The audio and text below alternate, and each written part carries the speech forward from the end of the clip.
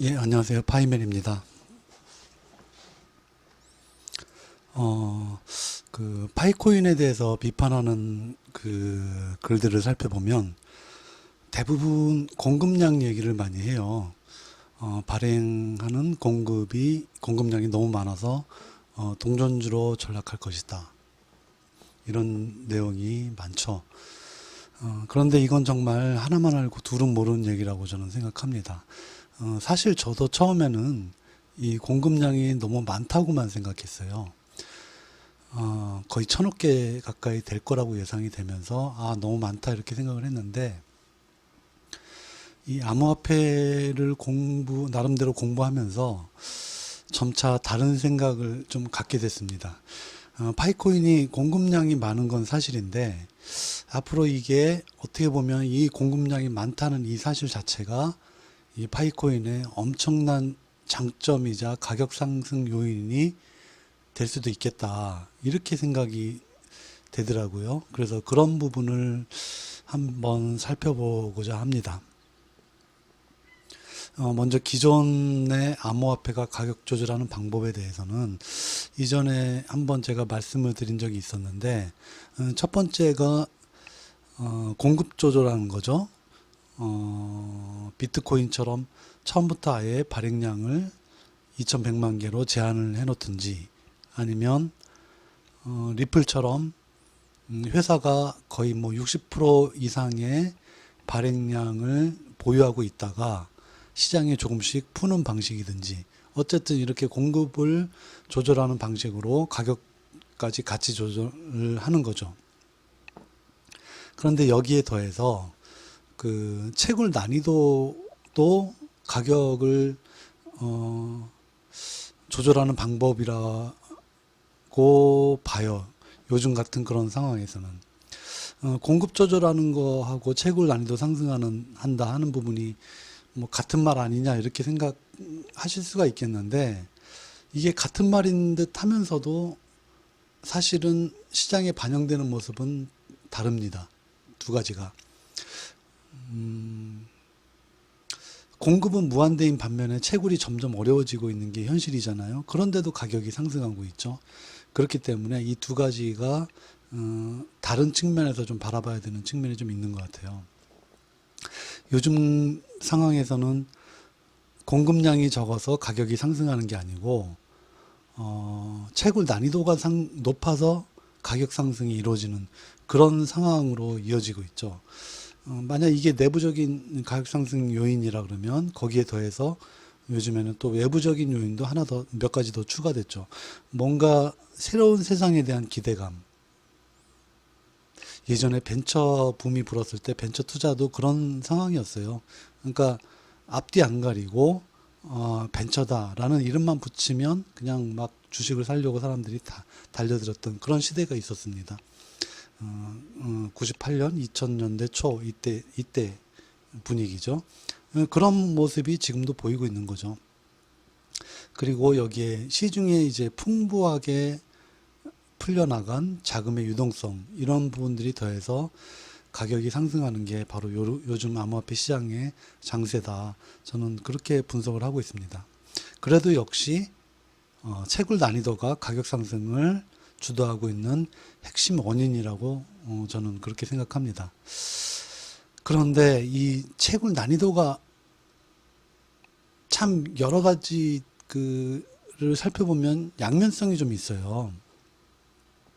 채굴 난이도를 쉽게 한다는 것은, 즉 쉽게 채굴한다는 것은 발행량이 많아진다는 것이죠. 그리고 난이도가 높아진다는 것은 점차 신규로 발행되는 이 암호화폐의 발행량이 줄어든다는 거죠. 그래서 난이도가 높으면 신규 발행량이 줄어들어서 가격이 상승하게 되는 그런 효과를 보게 됩니다. 이 점만 보면 사실은 채굴 난이도가 가장 쉬운 파이코인은 가격 상승이 어렵다는 주장은 일면 타당성이 있게 되는 거죠. 그런데 이렇게 쉽게 생각할 게 아니라는 거예요. 채굴 난이도가 높아지면 그 암호화폐의 생명과도 직결되어 있다는 그런 모습이 요즘에 나타나고 있습니다. 한번 비트코인부터 한번 보실래요? 비트코인이 초기에는 처음에 나왔을 때는 12년 전에 나왔을 때는 굉장히 채굴이 쉬웠지 않습니까? 그런데 지금은 개인 PC로 채굴을 하는 사람이 없죠. 채굴이 안 돼요, 거의.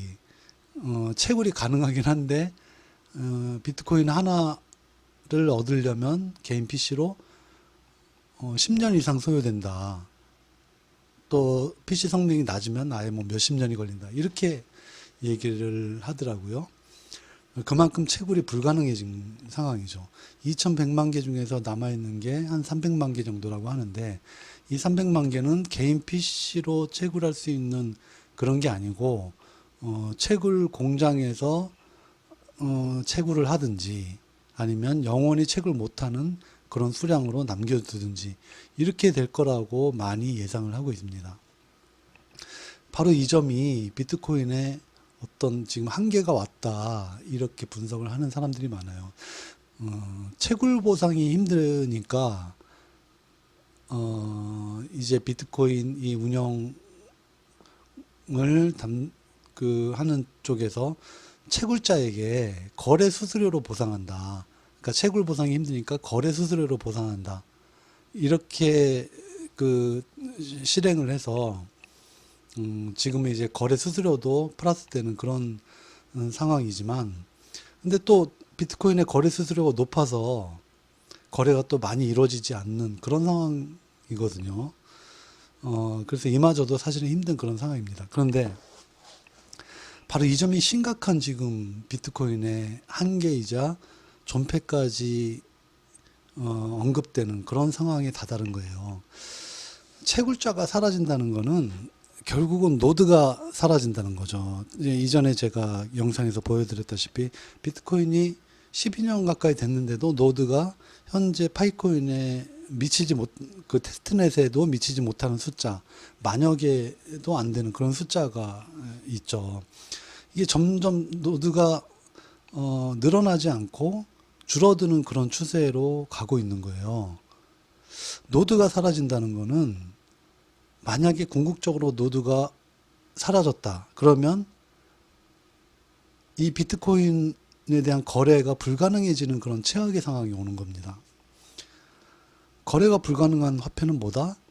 휴지 조각이죠. 먼 훗날에는 2030년, 40년에는 이 거래가 불가능해질 거다. 비트코인이. 이렇게 예측을 하는 사람들이 많아요. 즉 노드가 없어지기 때문에. 물론 비트코인이 금이라고 보고 뭐 보유하면 되지 않냐 이렇게 생각하지만 금을 보유하는 이유도 이게 가격이 상승하면서 그걸 내다 팔면은 돈이 되기 때문에 금을 보유하는 것이지 아무도 그 거래가 안 되는 그런 물건이라 그러면 그게 금덩어리든 다이아몬드든 필요가 없는 겁니다. 그게 지금 비트코인이 당면한 지금 심각한 문제라고 많은 암호화폐 전문가들이 지금 얘기를 하고 있어요. 그래서 그런 한계를 극복하고자 새롭게 2세대 암호화폐들 여러 가지 나오고 있죠. 그 중에 이제 이더리움도 있는데 사실은 이더리움도 지금 똑같은 상황으로 직면하고 있습니다. 점점 채굴이 힘들어지고 있어요. 여기 표로 제가 잠깐 작성을 해봤는데 GTX 3080이라는 그래픽 고성능 그래픽 카드죠. 이거를 장착한 고성능 PC 이 그래픽 카드 가격만 해도 300만 원 정도예요. 현재 거래되는 게. 이 300만 원짜리 그래픽 카드를 PC에 장착을 해서 지금 현재 1개월 동안 지속적으로 24시간 계속 돌려서 채굴을 했을 경우 0.1개 정도 생긴다고 합니다. 근데 이더리움이 가격이 지금 막 상승하고 있죠. 거의 500만 원 가까이 막 이렇게 바라보고 있는데 어쨌든 0.1개라고 해도 그거 팔면은 40만 원에서 50만 원 정도의 수익을 챙기는 거죠. 아직까지는 이렇게 할 수가 있어요. 그런데 이 수익도 예전만 하지 못하다. 그리고 점점 줄어들고 있다. 그래서 이 채굴자들이 점점 이더리움을 떠나서 다른 코인으로 채굴을 옮겨가고 있다고 합니다. 마찬가지로 채굴자가 옮겨가면서 노드가 줄어드는 그런 현상도 나타나고 있어요. 비트코인의 전철을 지금 계속 밟아 나가고 있는 그런 상황이죠. 근데 최근에 또 인기를 얻고 있는 도지코인. 이 도지코인 개발자가 무슨 생각으로 만들었는지 모르겠는데, 그, 저는 이걸 의도했나 의도하지 않았나 참 궁금한데, 어쨌든 도지코인은 발행량이 무한입니다. 현재 1300억 개 정도가 유통 중에 있고요. 1300억 개가 유통되면서 가격 상승이 굉장히 힘들었는데, 뭐 앨런 머스크가 계속해서 이 도지코인을 뭐 달러까지 띄우겠다 이런 식의 언급이 있으면서 계속 상승하고 있죠. 그럼 어쨌든 1300억 개 유통 중인데 거기에 매년 5%씩 고정적으로 추가 발행됩니다. 영원히. 그러니까 유통량이 계속 늘어나는 거예요. 발행량이 무한으로 책정되어 있는 상태이기 때문에. 이게 이제 도지코인의 여태까지 가격 상승의 한계라고 생각을 많은 사람들이 했었어요. 그런데 이렇게 발행량이 무한으로 가니까 이게 점차 현실에서는 우리가 쓰는 화폐랑 가장 비슷한 모습으로 닮아가고 있어요. 뭐 달러든 원화든 엔화든 뭐 위안화든 발행량이 다 무한이거든요. 종이 쪼가리 찍어내지 않습니까? 찍어내는 그 한계가 없는 거예요. 그러니까 얼마든지 중앙은행에서 발행을 맘대로 할 수 있는 그런 화폐죠. 근데 도지코인도 마찬가지예요. 그래서 이 점에 있어서 현실화폐하고 가장 닮아있는 모습이 현재로서는 도지코인이다. 이렇게 사람들이 생각을 하게 되는 거예요. 점차 이제 그러면서 실제 상황에서 거래하는 그런 사용례들도 많이 나오고 있고, 앨런 머스크 뿐만이 아니고 다른 쪽에서도 이것을 이용해서 거래하는 그런 사례들 지금 굉장히 많습니다. 한번 찾아보시면 아실 거예요. 그런데 어쨌든 이 무한 발행이라는 점이 도지코인의 가격 상승이 여태까지는 발목을 잡았었죠. 오죽하면 이 도지코인 개발자 스스로도 이 코인으로는 돈 못 번다 이렇게 토로를 했을 정도겠습니까? 그리고 이 도지코인이 현실화폐하고 가장 닮아 있는 현재로서는 그런 모습이지만, 비트코인이나 이더리움이나 한계를 갖고 있는 게 이제 전송 속도지 않습니까? 거래했을 때 내가 누구한테 이 도지코인을 딱 주면 곧바로 그 사람한테 난 받았어 하는 기능이 나타나야 되는데 전송 속도가 이더리움 속도예요. 거의 6분 정도 걸린다 그러더라고요. 이거는 이렇게 느린 전송 속도로는 해외 거래라면 모르겠는데 국내에서 자국 내에서 유통을 하기는 굉장히 힘든, 그래서 좀 그런 부분도 한계가 좀 있고, 그리고 채굴 자체도 쉽지가 않아요. 채굴 프로그램 쉽게 깔 수 있다 이렇게 얘기를 하지만 24시간 계속 PC를 가동해서 얻을 수 있는 도지코인의 양이 2개, 3개 이 정도 된다 그러더라고요. 그거는 전기세 뽑아내는 정도밖에 안 되기 때문에 채굴 자체도 쉬운 코인이 아닙니다. 어쨌든 그럼에도 발행량이 무한이기 때문에 실사용례가 점차 늘어나고 있다. 이게 좀 긍정적인 신호로 작용을 하고 있죠. 이 세 가지 이 암호화폐를 보면, 비트코인과 이더리움, 도지코인의 이런 상황을 보면 채굴 난이도를 너무 쉽게 하거나 발행량을 늘리는 게 늘리는 것, 그것은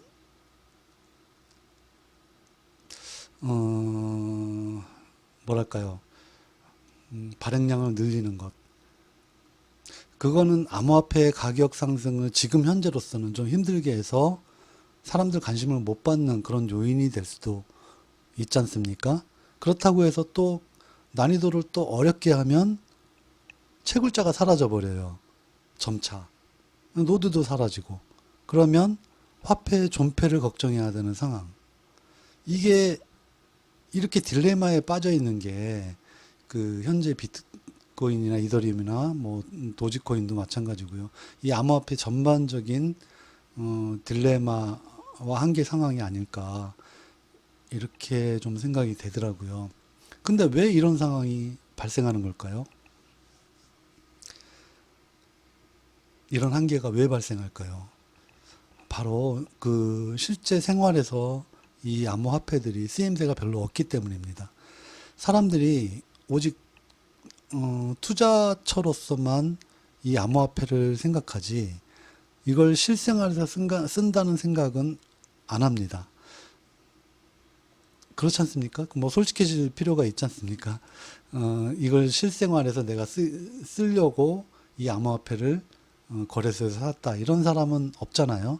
다시 높은 가격이 되팔아서 수익을 내겠다 하는 그런 마음으로 샀다. 이게 솔직하고 정직한 표현이지 않습니까? 뭐 우리가 파이코인을 캐는 이유도 사실은 그런 그 이익을 보기 위해서지만 어쨌든 현재 모든 이 암호화폐들은 그렇게 그런 식으로 지금 그 사용이 되고 있죠. 거래소에서 거래를 하기 위한. 오죽하면 그래서 미국 정부에서 암호화폐는 화폐가 아니라 주식과 같이 취급돼야 된다. 이렇게 주장을 했지 않습니까? 그래서 뭐 소득세를 매긴다 뭐다 이렇게 난리가 아니었죠.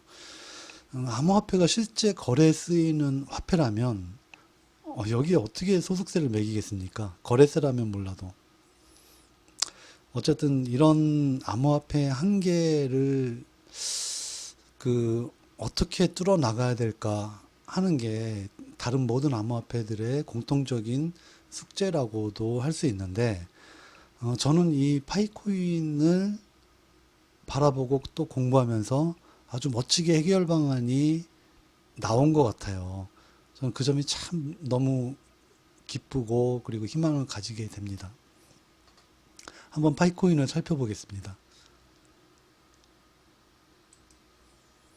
먼저 이 그림은 많이 보시죠, 요즘에. 오른쪽 그림은 현재 그 파이 채굴 프로그램에 항상 나와 있는 화면인데, 이거 나오기 전에 그러니까 이 반감기 되기 전에 화면이 바로 왼쪽 화면입니다. 여기서 보시면 0.4에서 출발을 했죠. 근데 여기서 눈여겨보실 건, 이 왼쪽 화면에서 0.2에서 0.1로 줄어드는 시기가 기존에는 1억 명이었어요. 그런데 오른쪽 화면 보시면 이 시기가 메인넷으로 바뀝니다. 0.2에서 0.1로 줄어드는 시기가. 그리고 오른쪽 화면에 또 보시면 0.05 단계가 새로 생겼습니다. 이 얘기는 앞으로 0.25도 생길 수 있고요. 그리고 0.125도 생길 수가 있습니다. 즉 반감기가 몇 차례 더 거쳐질 수도 있다는 거예요. 하지만 궁극적으로는 0으로 수렴될 것이다. 채굴 중단이 언제 발표가 될지 모르겠지만 어쨌든 이렇게 반감기가 현재 이 그림이 아니라 더 추가가 될 수도 있다. 이렇게 보여져요. 그런데 이게 의미하는 바는 이렇게 반감기를 거치면서 점점 채굴이 어려워진다. 뭐 표면적으로는 그렇게 느끼지 않습니까? 그런데 그것뿐만이 아니고 이제 이렇게 채굴이 점점 어려워지면서 이 보상책이 노드 보상 쪽으로 노드를 운영하는 보상 쪽으로 옮겨간다는 것. 그리고 또 하나는 채굴보다는 앞으로 직접 파일을 구매해서 보유하고 사용하는 시기가 온다는 것. 저는 그런 게 보이더라고요. 이 시간당 0.1 내지는 0.05까지는 아마 채굴이 뭐 했을 때 수익을 많이 볼 수 있겠죠. 그렇지만 그 이상 그 이하의 단위로 넘어가거나 0에 가까워지면 이제 사람들은 파일을 채굴하는 것보다 노드를 운영해서 보상을 얻든지 그것도 힘들면 내가 거래소나 P2P 개인 간 거래로 이 파일을 구매해서 내 지갑에 보유하는 것. 이렇게 옮겨갈 것이다. 이렇게 생각을 하고 있어요. 사실상 파이코인에 대한 개발은 이 메인넷 오픈과 함께 끝납니다. 그러니까 개발은 오픈과 함께 끝나요. 하지만 생태계 구축은 이 메인넷 이후에 영원할 겁니다. 파이콘이라는 이름으로 거래가 되는 한 생태계 구축은 영원할 거예요. 생태계 구축이 되는 한 파이코인은 또한 영원히 상승할 겁니다. 저는 그렇게 예측하고 있습니다. 이제 그 이유를 한번 말씀드려보고 싶어요. 제 유튜브 이름이 파이코인의 가격 예측이지만 정확히 뭐 얼마 될 거다 이런 예측보다는 어떻게 상승할 것이다 하는 그런 예측을 해보고 싶었습니다. 한꺼번에 이제 메인넷 나타나면은 한꺼번에 팍 뜨진 않겠지만 앞으로 상당히 오랜 시간 동안 오른쪽 위로 상승을 할 거예요. 그 얘기는 보유하고 있는 것만으로도 계속 상승한다는 거죠. 그리고 이 아주 오랜 시간 동안 계속 조금씩 상승을 하다 보니까 파이코인이 올라가는 게 너무나 당연스럽게 느껴질 것이라고 저는 생각합니다. 마치 우리나라 그 부동산 이런 예를 들면 사실은 안 되는데 우리나라 부동산처럼 부동산 사놓으면 계속 올라갈 거다 뭐 이런 생각을 하지 않습니까? 그런데 저는 파이코인에 대해서도 그렇게 될 것 같아요. 이 생태계가 계속 영원히 구축되는 한 계속 올라갈 거다. 저는 그렇게 생각을 합니다. 뭐 진짜 아직 채굴하지 않는 분이라면 제가 진짜 꼭 드리고 싶은 말씀이 있습니다. 지금은 무료지만 아마도 내후년쯤에는 돈을 주고 이 파일을 사야 될 겁니다. 그 시절이 오기 전에 지금 빨리 많은 양을 채굴하시는 걸 저는 추천드리고 싶습니다. 그리고 또한 채굴 하시는 분께도 드리고 싶은 말씀이 올해 메인넷만 바라보지 말고 딱 2년만 지켜보시라고 한번 말씀을 드리고 싶어요.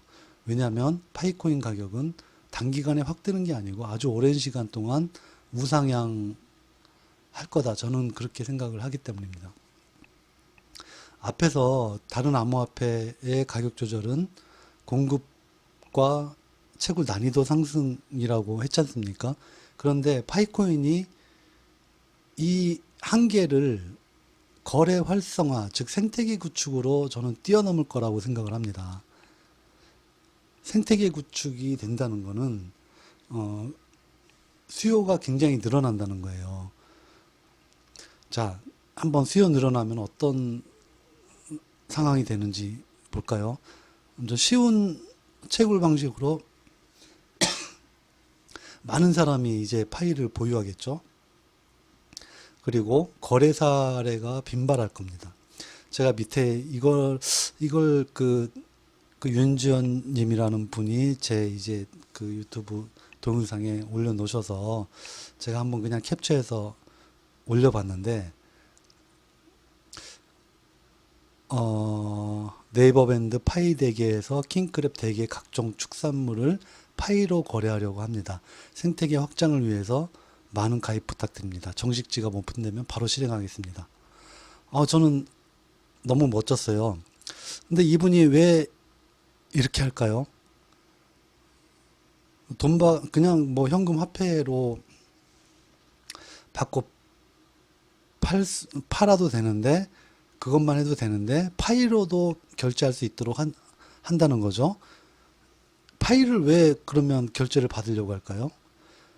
파이 보유만으로도 앞으로 가격 상승 효과를 볼 수 있다는 그런 그런 걸 아신 거고, 그리고 두 번째는 많은 파이 파이 사용자들을 고객으로 확보하겠다는 그런 뜻도 보이지 않습니까? 여기에 더해서 윤지연 님이 말씀하신 대로 파이 생태계에 기여하겠다는 뜻, 그런 뜻이 있는 거죠. 저는 그래서 굉장히 멋지게 이 댓글을 보고 저도 마음이 설렜습니다. 저도 곧 가입을 해서 주문하도록 하겠습니다. 어쨌든 이런 거래 사례들이 굉장히 빈발할 거예요.